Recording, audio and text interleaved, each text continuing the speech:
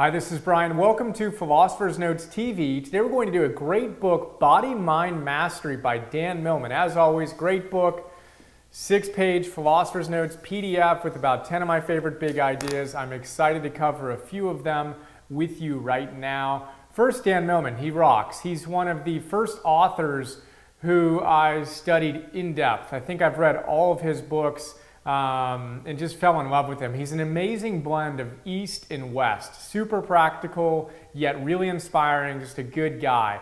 I've also gotten to know him a bit over the last several years. He's just a grounded, good human being, and he lives what he talks about, so I love that. And you might know him from his classic book, Way of the Peaceful Warrior, which was a semi-autobiographical book about his life as a gymnast at Berkeley, meeting an extraordinary teacher. Fun book. If you haven't read that yet, check it out. So there we go. Awesome guy, good book, Body, Mind, Mastery. So the idea here is we want to integrate our bodies, our minds, and our spirits. Pretty straightforward stuff. He's got awesome big ideas on how to do it. So let's jump into a few of my favorites. One, he's got a great idea here that he talks about how funny it is that when people drive to the gym, and they drive around and around and around in a parking lot looking for the best spot. It's just insane.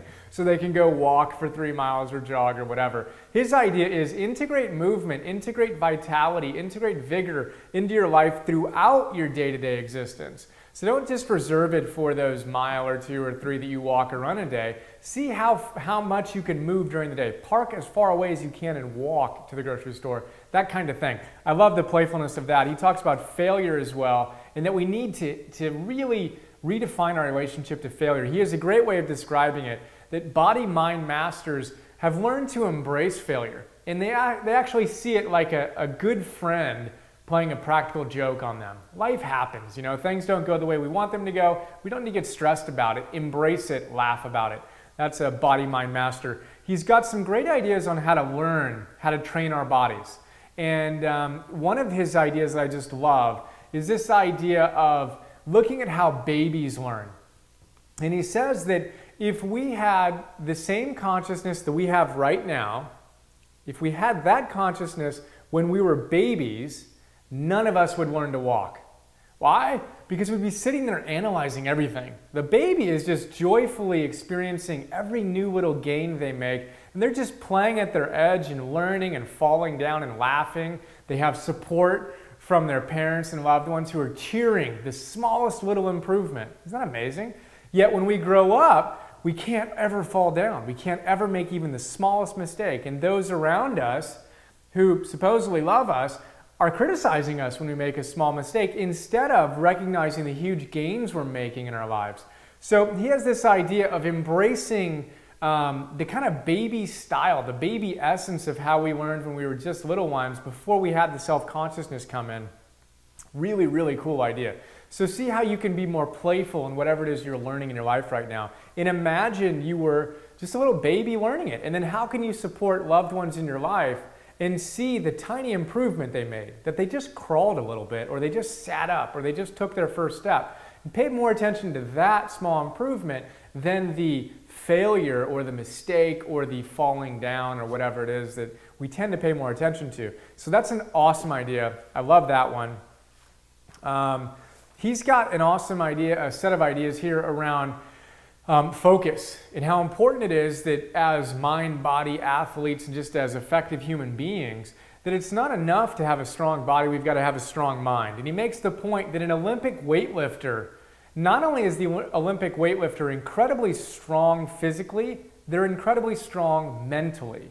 They're strong enough to show up in their training day by day by day by day, and they're strong enough to block out all distractions in the moment of performance. But it's both. It's all of that that goes into developing the level of strength that they show off in the Olympics. So pretty cool stuff. And he says a great line here, freedom from mental distraction equals power. So freedom from mental distraction equals power. We talk about this again and again and again and again. The first principle in my evolving philosophy is optimism, is this idea of being able to shape the contents of our mind. If we can't do that, then none of this other stuff matters. So power comes when we can free ourselves from mental distractions, negative voices, fear, anxiety, all that stuff.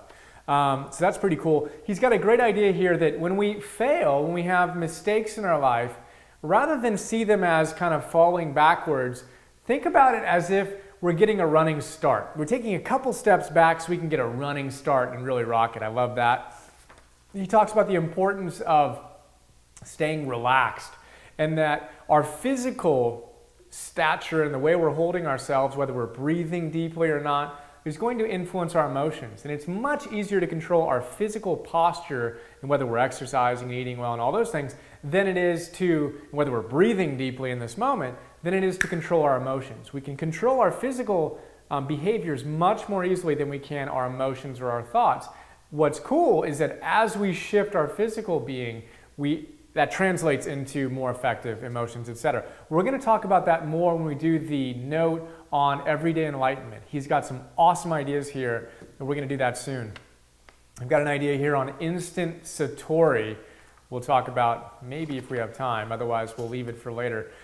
The other big idea that I love is this idea of the law of accommodation. It's also called the training effect. So one of the things that I'm passionate about is my own physical vitality and having optimal energy. And I actually just took a hike here just before I sat down to do this.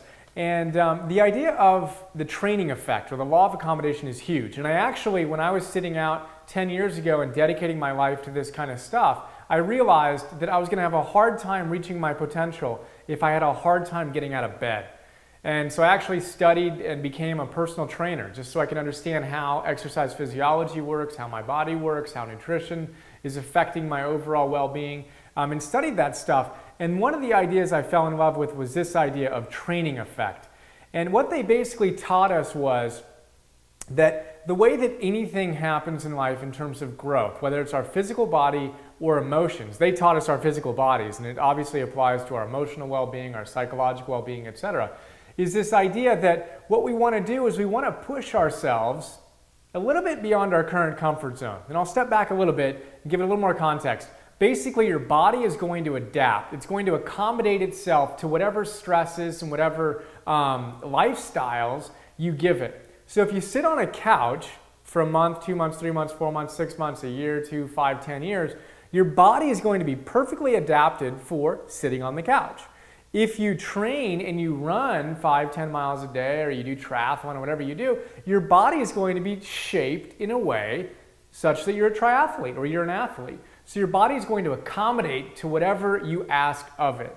And again, this is a training effect. And the idea here is we need to consistently push ourselves a little bit past our current comfort zone.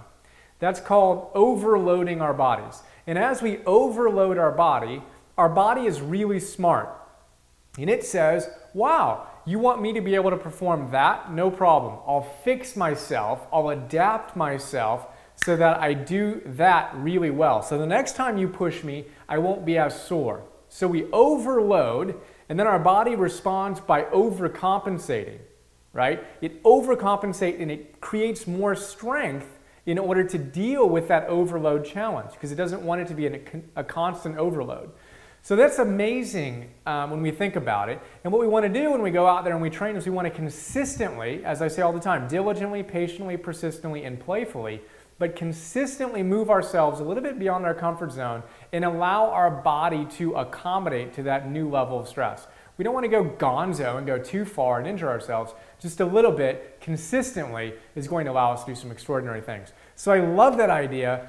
And the whole idea of consistency over intensity, that's one of my favorite ideas I got from that training. And Robin Sharma, as I mentioned in the note, talks about greatness is all about consistency on the fundamentals.